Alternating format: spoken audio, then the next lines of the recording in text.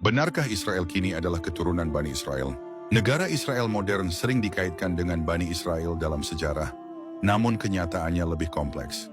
Entitas Israel hari ini berdiri atas dasar ideologi Zionisme, yaitu gerakan politik yang muncul di akhir abad ke-19. Kata Zionis sendiri merujuk pada keinginan kembali ke Bukit Zion, sebuah wilayah di Yerusalem, Palestina.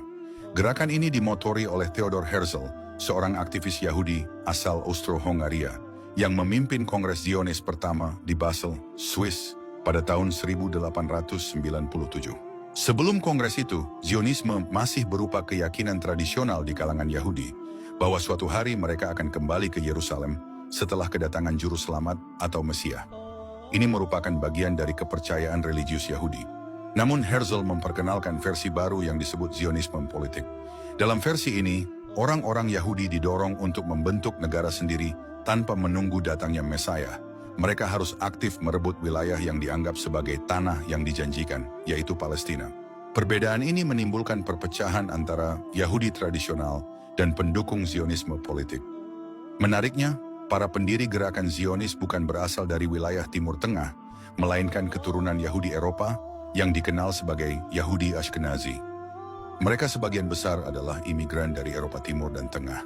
Ernest Renan, seorang filsuf dan sejarawan Prancis, mengemukakan teori Khazaria yang menyatakan bahwa Yahudi Ashkenazi bukanlah keturunan Bani Israel asli, melainkan keturunan bangsa Khazar, yakni suku bangsa asal Asia Tengah yang pernah membentuk kekaisaran besar di utara Laut Kaspia.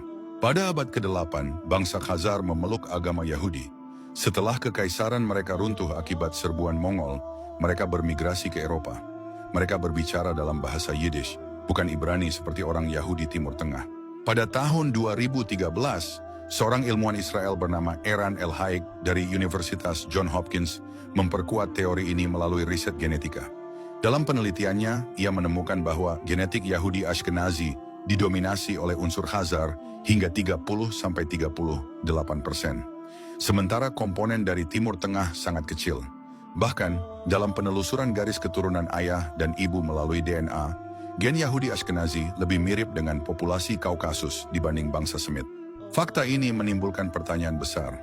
Jika leluhur Yahudi Ashkenazi berasal dari Asia Tengah dan Kaukasus, bukan dari tanah Kanaan atau Palestina, bagaimana mungkin mereka mengklaim Yerusalem sebagai tanah leluhur mereka? Follow atau subscribe sekarang juga, semoga Allah memudahkan jalanmu menuju surga.